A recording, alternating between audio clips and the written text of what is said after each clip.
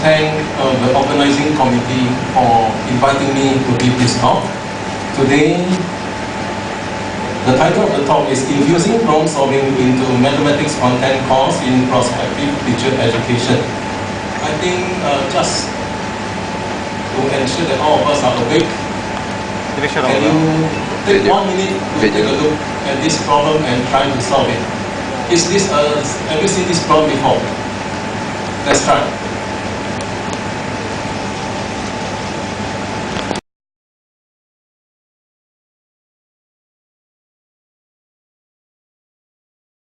This is one of the questions we use for one of my this problem solving research project.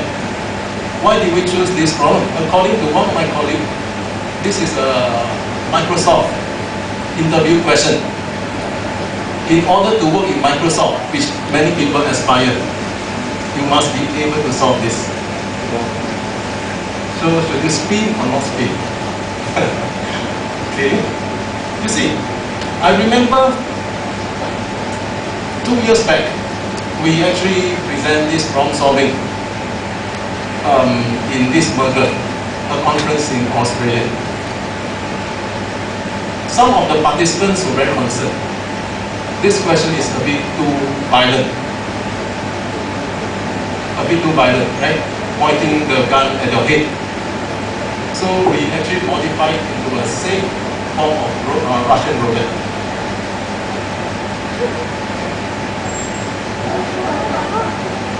Now the context changed. You point the gun at your mobile phone instead of pointing at your head.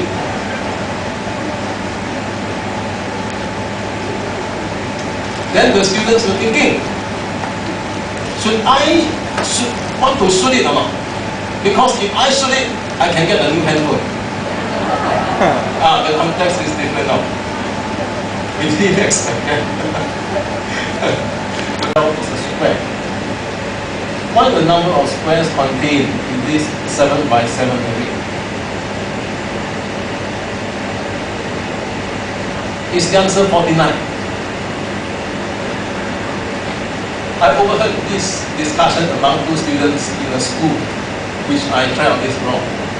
One student immediately, without hesitation, told his friend and decided, oh, 49. Then his friend would tell me, no, it's so stupid. If it's 49, how would he ask us in this maths enrichment class? You see? So he knows there's some problem. Then after that, the other student put through. At first, when he's so ready to tell me the answer was 49, then after a while, after his friends scolding him, he looked at it. Oh, I'm confused. It's very messy. It's very messy. You see, when the student was able to tell the answer so fast, that may not be the correct thing. But when the student starts to get confused, that may be the start of him understanding the problem. So sometimes as classroom teachers, when we see that our students are so readily understanding what we teach, may or may not be a good thing.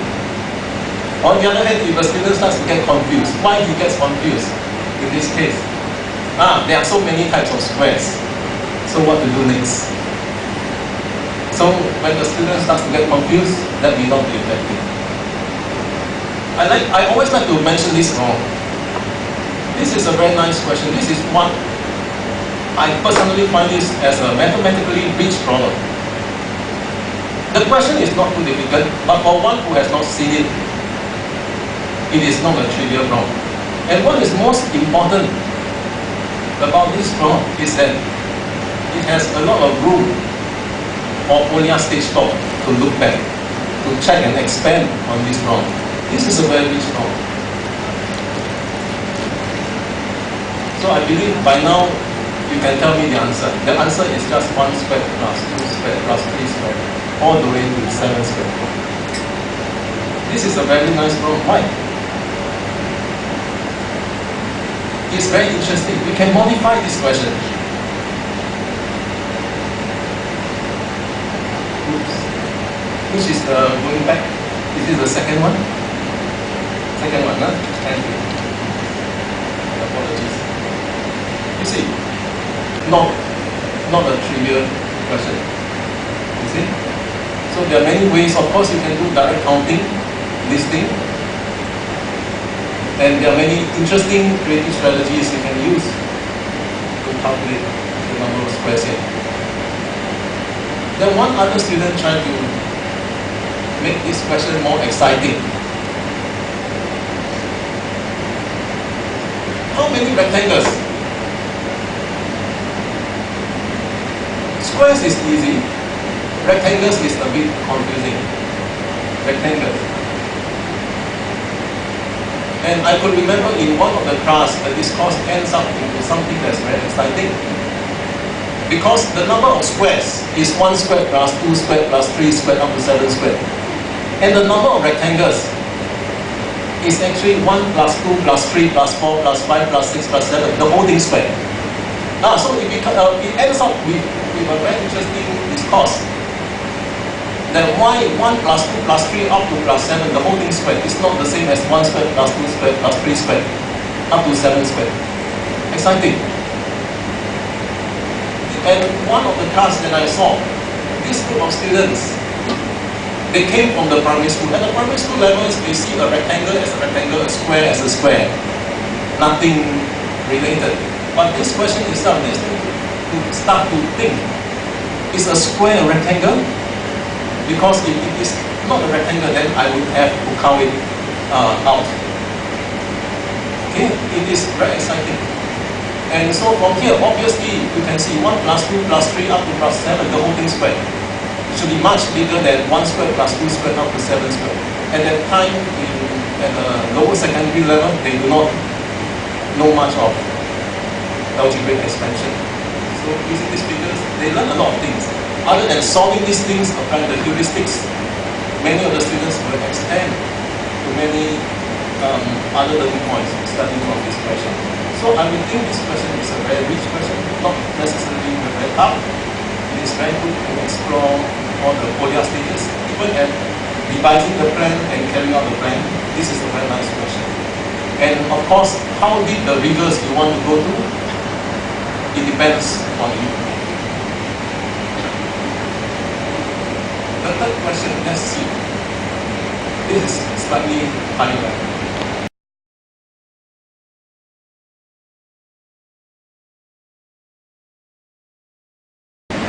Find the general solution of the following differential equation. Is this a C problem? Yes. It's a standard problem. What I want to bring up at this point is that at the secondary school level, we are actually expecting our teachers to be able to teach our students problem solving. If at the undergraduate level, we are teaching our content like this. For example, these two equations are what we call linear equation, first order linear equation. Once you see the linear equation, what is the method of solving? First, do this, first, do certain things, etc. Then this is not problem solving. We are teaching our university students, especially if they are prospective teachers, this way of procedural learning. How are they able to teach our secondary school students problem solving? So this is the question that I want to bring up. The first three problems that I show you, they are very non-routine, unusual. Non-routine doesn't mean beyond the grasp of the students. The students can still solve it, but they need to have some strategies of solving the questions. But if in our university level, every question that we teach them, we are teaching them to recognize that each equation to each correct method, then there may be a mismatch. So this is one of the points that I want to bring up.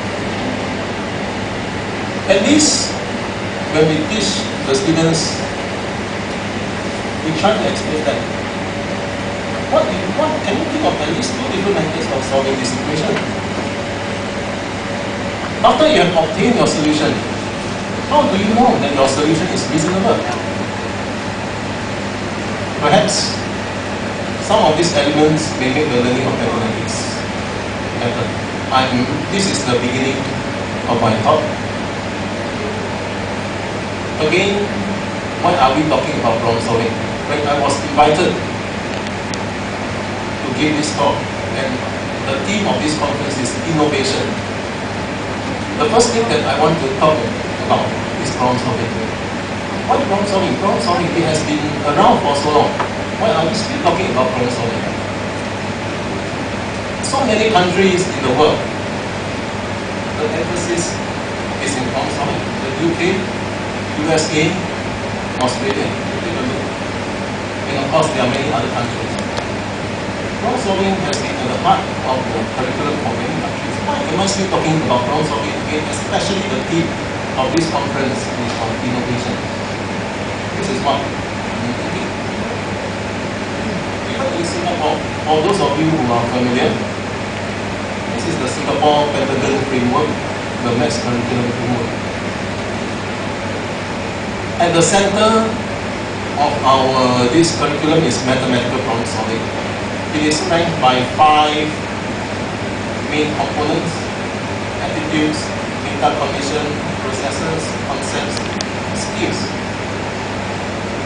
And of course, the details you can see from here. You see, in Singapore, the government review the curriculum regularly. I think every 5 years, if I'm not wrong. Recently, they have incorporated many things like metacognition. They have talked about reasoning, communications, and connection. And of course, the more recent one, mathematical modeling and application of mathematics.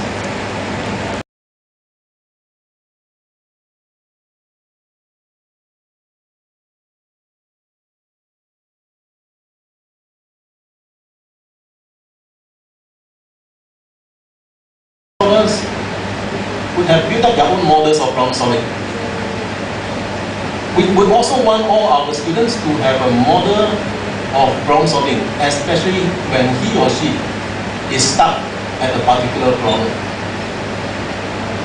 In the place where I work, which is the National Institute of Education, we are from the department which we have these mathematicians and mathematics educators together. The content and the pedagogy within the department. So a good point is that the mathematicians know about maths education and maths educators know about what mathematics is about. So that we have very frequent exchange. In fact, once a few of us spoke to one of our colleagues, if you talk to him about problem solving, he would think, this is rubbish. So one day, one of my colleagues did an interesting thing. Gave him a problem to solve. The problem is not from his area of specialization. So that is likely to be an unseen problem to him. So they gave him this problem to solve. Since he doesn't believe in problem solving, and we asked him to verbalize his thought processes. And interestingly, his thought processes, he was able to solve this. He's a good mathematician. Yes, when he verbalized the thought processes, it's nothing but Folier's 4 stages. You see, even though when he talked to us, when we showed him the Fourier stages and all these things, he would tell us, rubbish, we'll just solve the problem. But when we asked him to solve an unknown problem, and we asked him to verbalize, share with us how he actually go through all the processes. And in fact, shockingly, there is nothing but Folier's 4 stages. I don't think he would bother to read up Folier's book. Okay, but actually that is how he actually taught us solve the problem. Very interesting. So of course, when we want to teach problem solving, we will expect that our students could acquire a model of problem solving. So that especially in the case when I get stuck with a problem, I will know how I can overcome it. And of course, one thing that we cannot deny, in fact, I only put up one reference by Deborah Baum, but in fact there are many others which I should put up. Teachers experience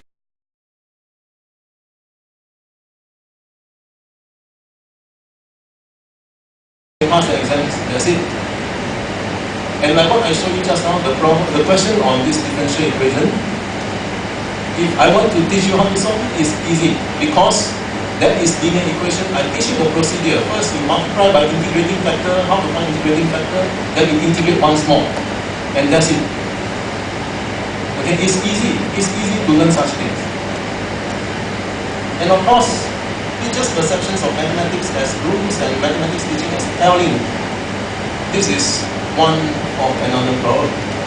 Many of the teachers feel that mathematics is just a set of rules, and teaching mathematics is just telling. It's just telling, as in how the university professors of mathematics teach them in the content itself. So it is no wonder that teachers' experience in university course could be one main obstacle if you want them to teach problem solving, because they themselves might not have experienced problem solving in the university days.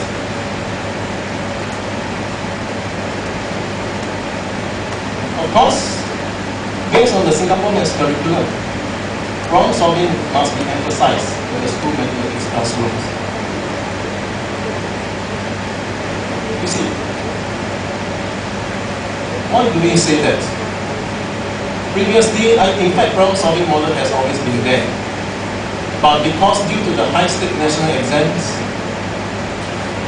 and in the exams, we may only need to know how to obtain the correct solution. So sometimes we might have neglected the importance of teaching problem solving. But of course, in the past few years, as can be seen from the Singapore national exams, there are appearing to be more and more non-routine problems, more and more unusual problems, which is hard to do by theory and practice. And of course, to effect any change in school mathematics classroom, it is important to begin at the teacher education level.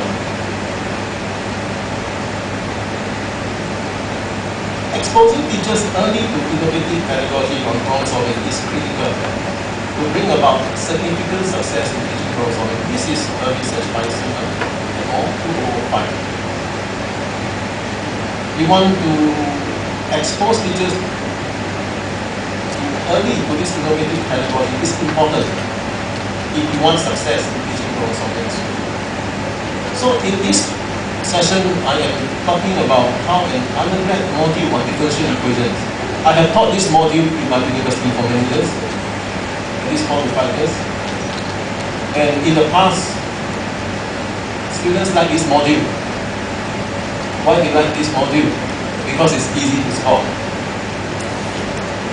And there was once I went down to a school and I met one of the primary school teachers whom I taught differential equations many years back.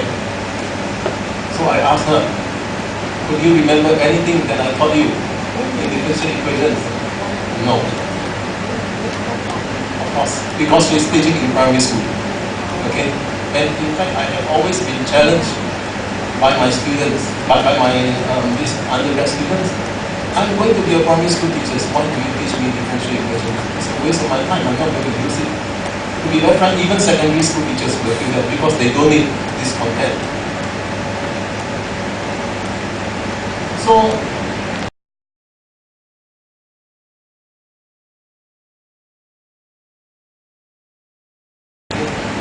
this is a copy of our publication. I have been thinking of these problems for quite a while. I have been teaching this module for so long, and somehow I don't feel satisfied. As in, students are easy to pass the module, but they didn't take away much.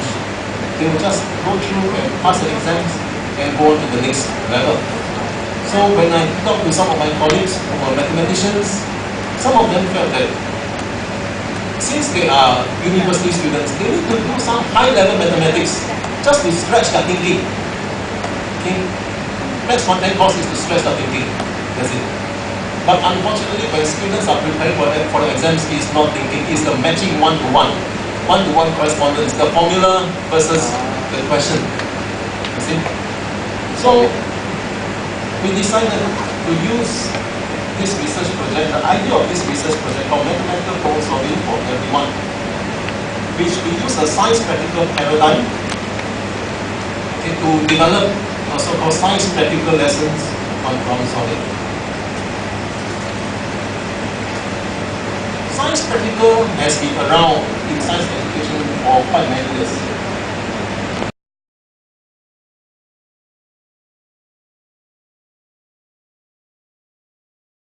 But you need to commute 2 digits.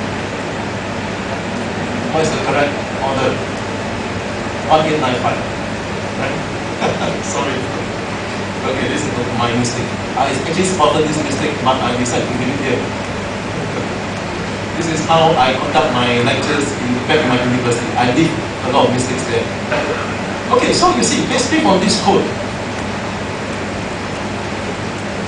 For a science students, they need to know both the knowledge and the processes.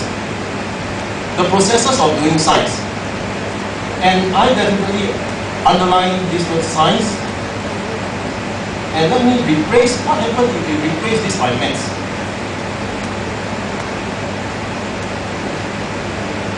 Science is replaced by mathematics. Does it make sense?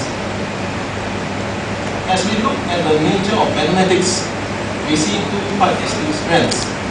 The knowledge, the important content and concepts of mathematics and their interrelationships, and also the processes in which a mathematician works in his working life.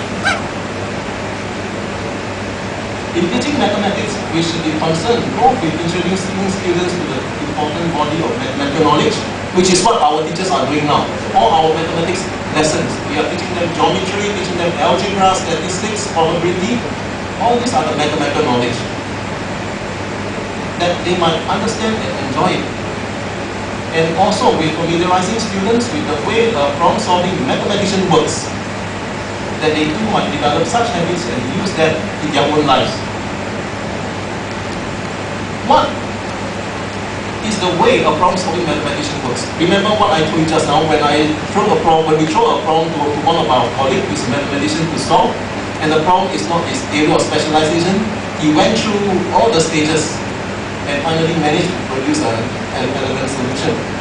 This is how a problem-solving mathematician works. When we teach our students, we want them to be able to acquire some of these things and not just the knowledge alone. So I'm not sure whether this makes sense, but to us, I think this makes much sense. I must qualify this. When I present this in MAB, I can't remember if it was MAB or Merger 2 years ago. One of the participants misunderstood this, that in this case, the processes that a mathematician work is not using the manipulative. So she was thinking, is it using algebra, tiles, or whatever thing to demonstrate? No, that's not the way a mathematician works. That's the way a teacher uses. You see, so we just want to qualify here. Okay, the way that a problem-solving mathematician works is nothing but the processes of problem-solving. That means when you throw to a mathematician a problem, how he or she managed to produce the solution for you. That is the way a mathematician works. Okay. So we actually saw this, and we believe that both the knowledge and the processes are equally important for mathematics, not only for science.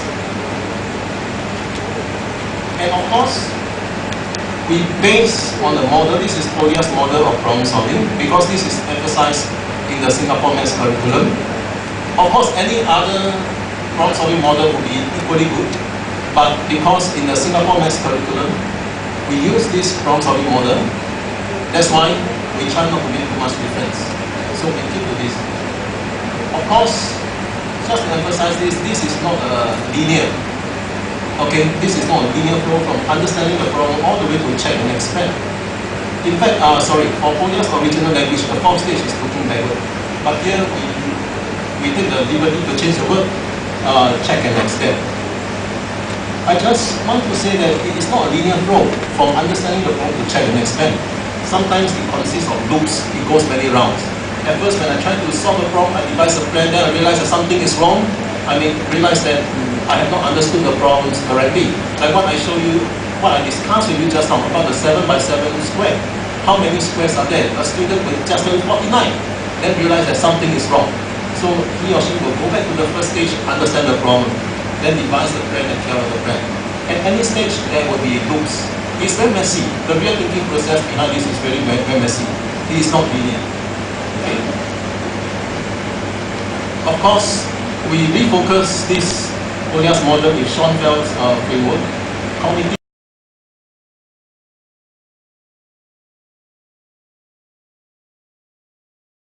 You cannot solve a problem if you are not a good problem solver. So if we have this, if we try to instill this in the students, very soon the student will stop working hard. That means I take a look at problem, I don't think I can solve it. Done. That means I'm not a good problem solver. I don't think I can solve. So I give up.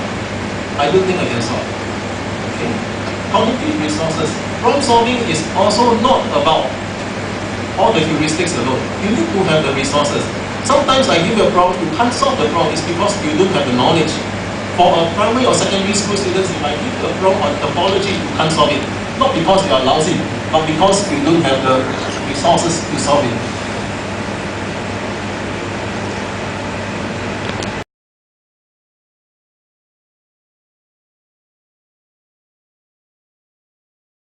Four stages. First of all, we type a problem, whatever problem. Okay. So I just use one existing problem, and we go through all the four stages, understand the problem, devise a plan, carry out the plan, check and extend.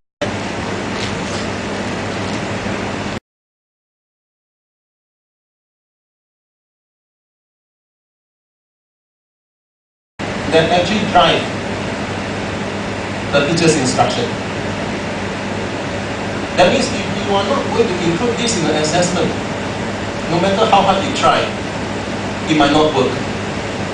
Because what actually is important is finally, is it assessed? So that's why in order for problem solving to work, we have this practical worksheet, and we also design an assessment rubric. And in this rubric, students will assess both on the processes and the product of problem solving. That means, even if you if you give me the correct answer, correct solution, you will not get full marks. Because there are still processes we are looking for. If they are not there, some marks will be gone. In order to get an A grade, basically A, B, C, D, E, A is the best grade, is the highest grade distinction, we call it. Okay. The student must go through all the four stages, stage 4. Looking back, check and expand. I will show you in the next slide. You see, just now when I show you the problem, I ask you whether have you seen the problem, all those few questions, and some of you say yes.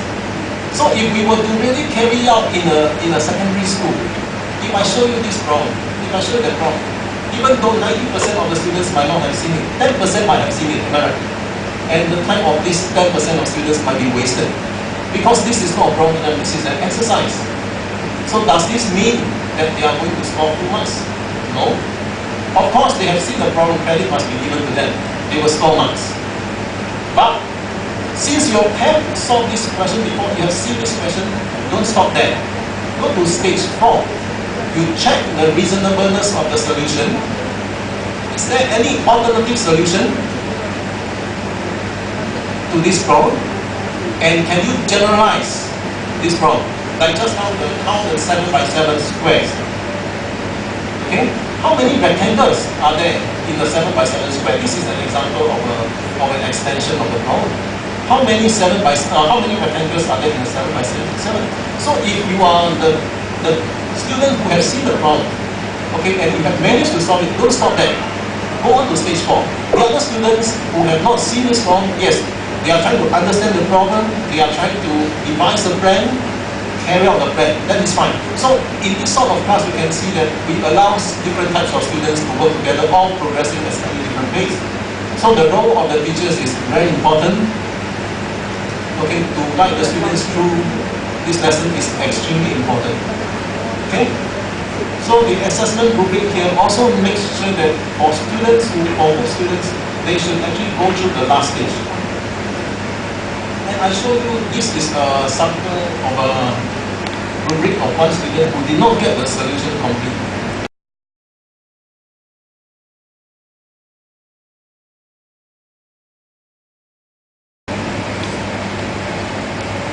And of course, the finding of this on secondary school students is that they were able to follow through the processes of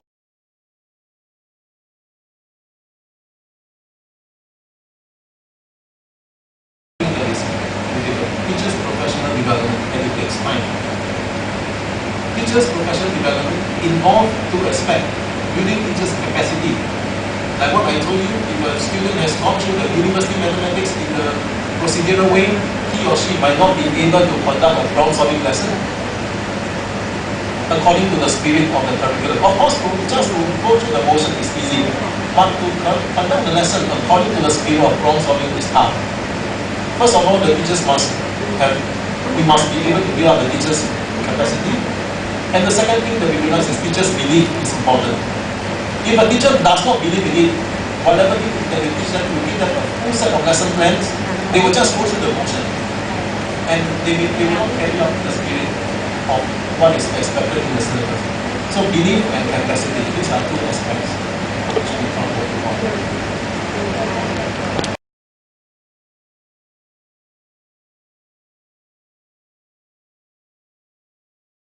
Because without this, they will not be able to carry out the lessons, even though you might have written out a full set of lesson plans for them. So, what I'm reporting with this, would it be possible for us to introduce this innovation not in the curriculum, but in the way of teaching the lesson, okay, at the prospective teacher education level? That means before they even graduate and pass out to school, they acquire some of these things. This was what I was trying to do here. Here, this is the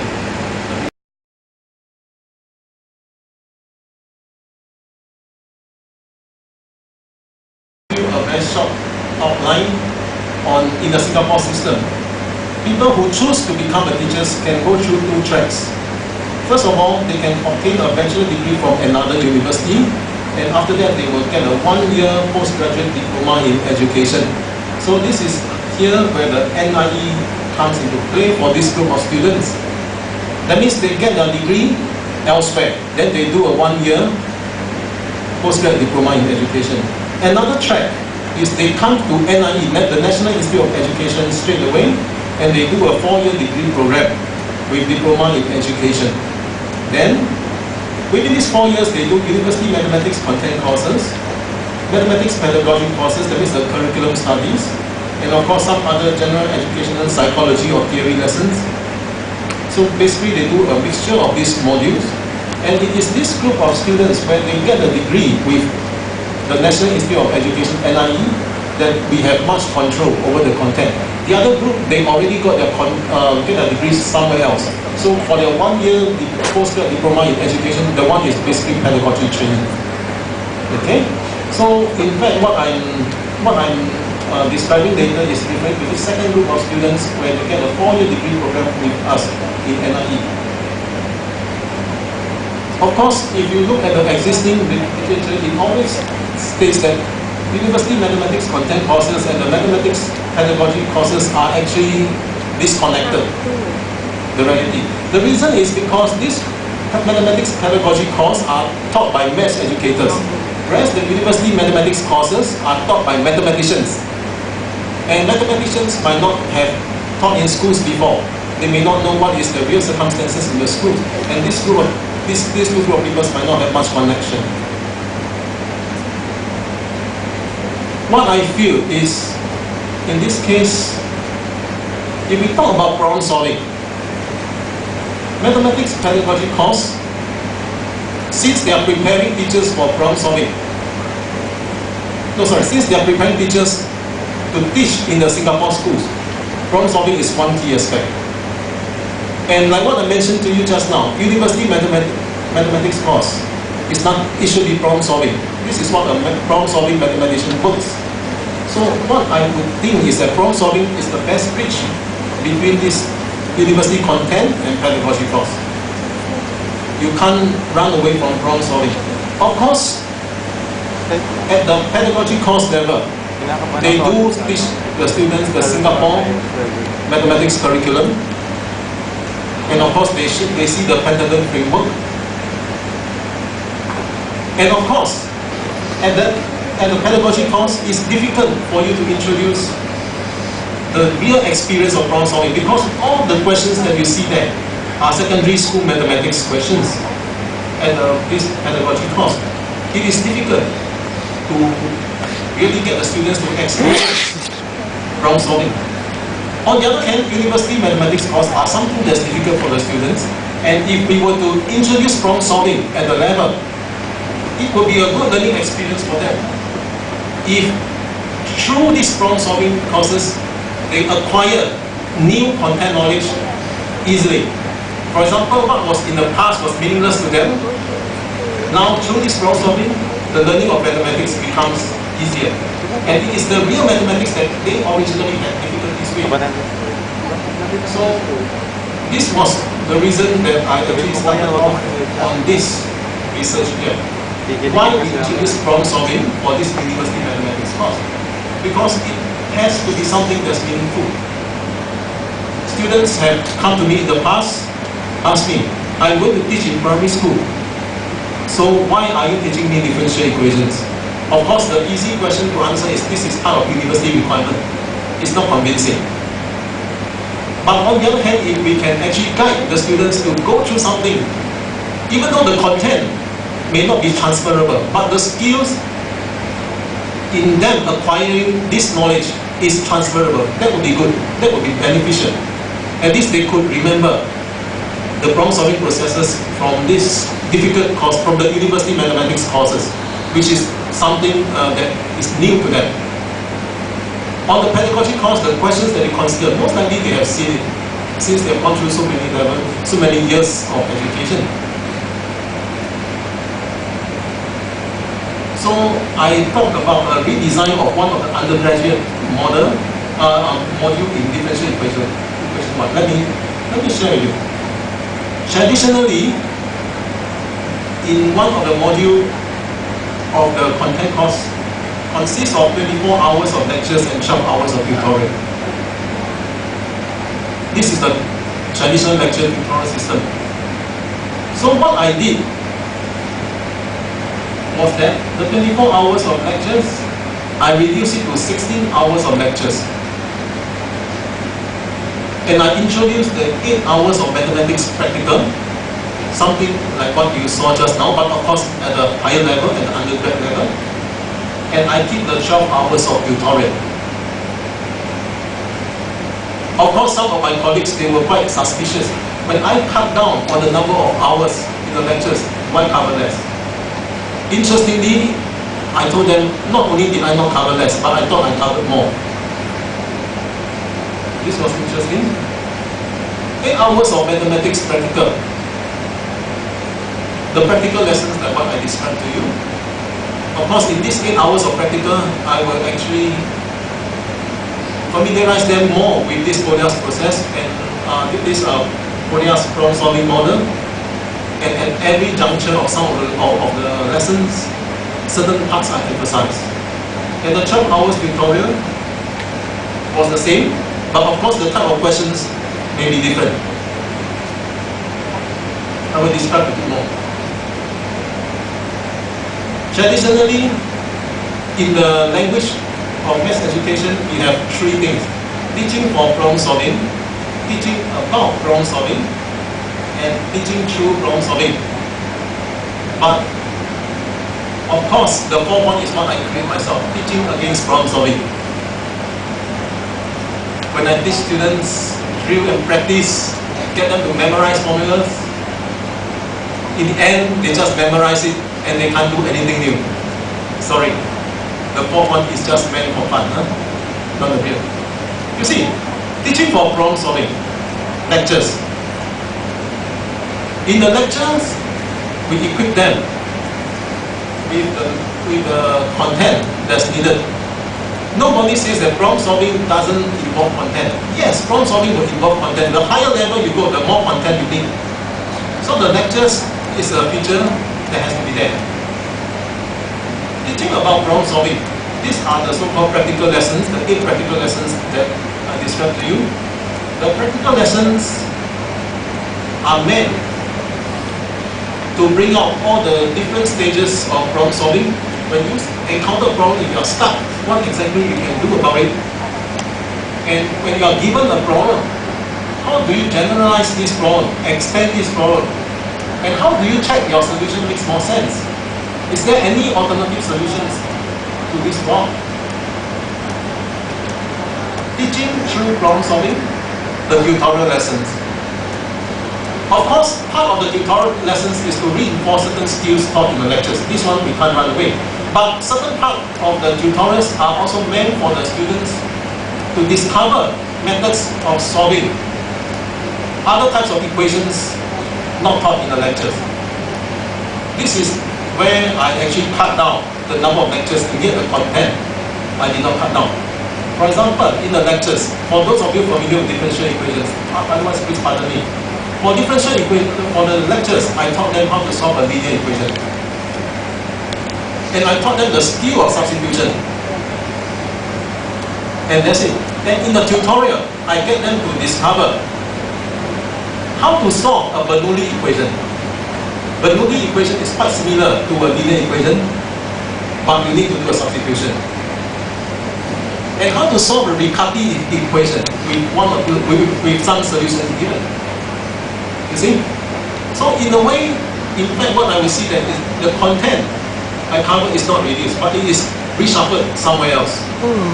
And interestingly, after going through the practical, when the students have thought through too many ways of different things, this is no longer a major problem for them, and many of the students were able to struggle through this. So this is how the content is not being reduced, but somehow the number of lectures is reduced. And of course, the tutorials is not changed even though it's 12 hours, but the type of and the nature of the tutorial questions is changed. It's no longer just drill and practice all the time, but it's also an avenue for them to discover some new, so-called new problems to them, which was not covered in the lecture. So, in these practical lessons, the whole 8 practical lessons, the practical worksheet and assessment rubric were adapted from the Ambrose research. We use the practical worksheet and we use the assessment rubric. And we tell the we tell the prospective teachers, you are going to be assessed based on this assessment rubric. And not only that, in the lectures, no, in the practical lessons, every time they do their own peer assessment. That means after each of you do individual work, you switch over and you assess your friend's work. After the instructor gone through with them how the problems are being assessed.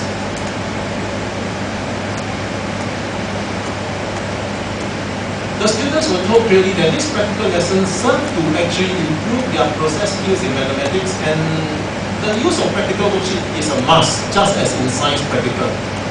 Of course, our idea is not that this practical worksheet will carry with them throughout their whole life. This practical worksheet is for them at the initial stage, when they are still not familiar. It is to scaffold them through all the processes. And of course, the whole idea is that after they are familiar, they should get rid of it. It is like crossing a river with a boat. When you cross a river, you need a boat. After you have crossed the river, you will no longer carry the boat and walk around. You will leave the boat somewhere else and let other people use it. You see? So should you discard the boat or should you carry the boat? It depends on where you are. So we are at the stage when you need to cross a river. So we provide you with the boat. And we insist you have to use the boat. Because now you need to cross the river. It's not safe for you to swim across. But of course some of them can swim across, that's fine. But generally most students will need a boat to cross the river. Of course we hope they can reach the next stage. When after they have crossed the river, they discard the boat, of course. But now we are at the initial stage. So each of the 8 practical lessons is divided into 3 parts. The first part, the instructor introduces a particular aspect of problem solving. In the second part, the teacher proposes a problem and walks around to help and provide the necessary scaffolding. So when we walk around, I see certain students not trying, I will ask you, at which stage are you? Oh, I have difficulty understanding the problem. Or I'm devising a plan. So the instructor will go around and ask, why not? You try this. Or why not use a certain heuristics? Why not use a certain strategy? Okay? So when I walk around and see that some students make mistakes, so I will ask, how do you think your solution is reasonable? Oh, after I obtain the solution, of course I can actually differentiate and substitute back the equation and check. You see, keep on reminding them. After you have obtained something, how do you think is reasonable or unreasonable? And for a student who has solved this problem, can you try to do something with this question to make it reasonable?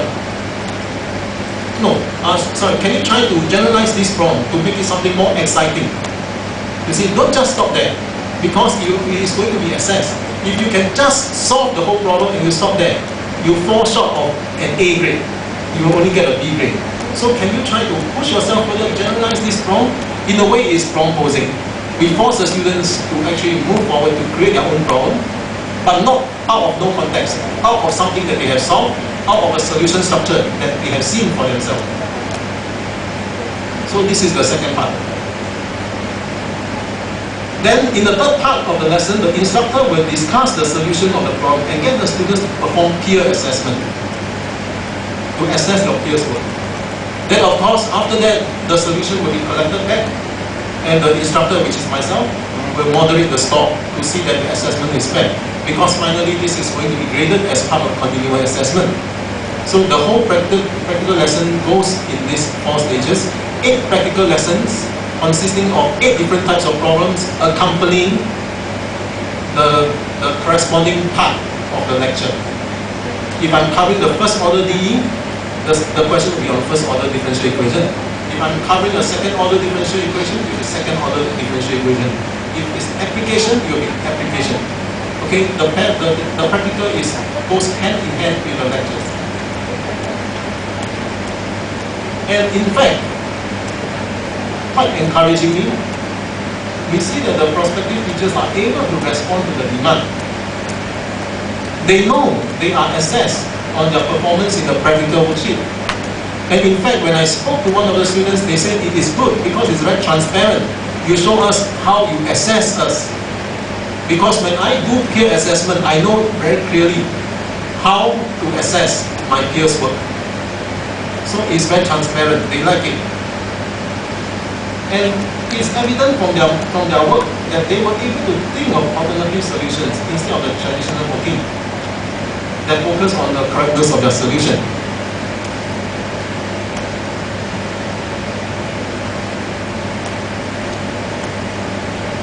What is most encouraging to me is that when I try this new approach, problem solving is not new, but this approach of mathematics practical is new.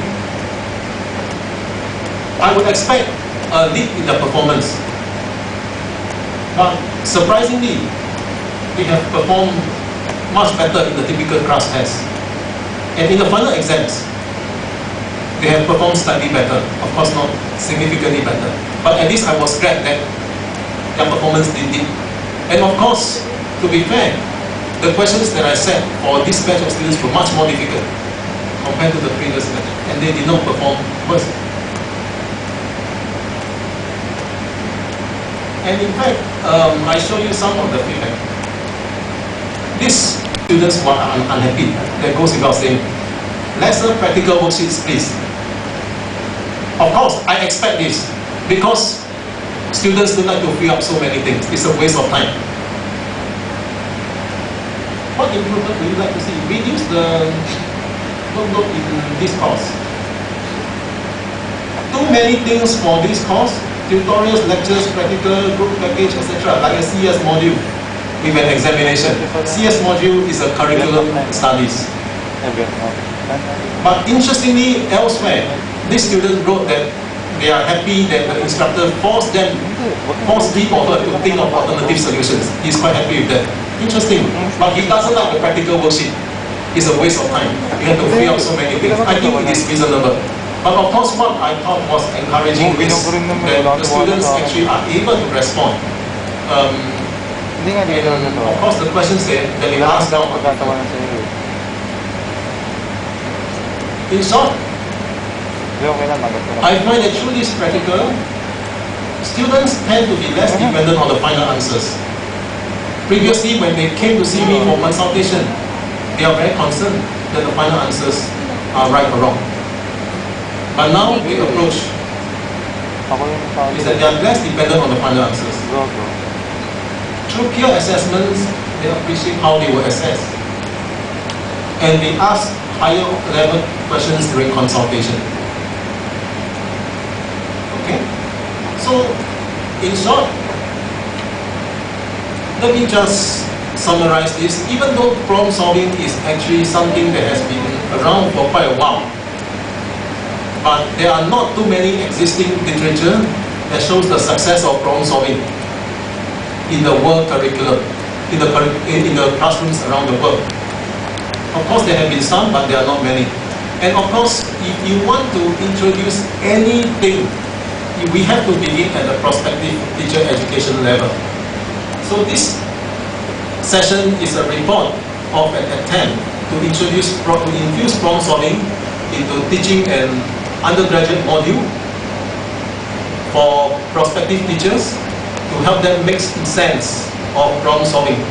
We hope that through this learning of mathematics through problem solving, they acquire this experience that they can transfer later on when they go down to school. So this is the end of my talk. I hope I have kept within the 1.5 hours.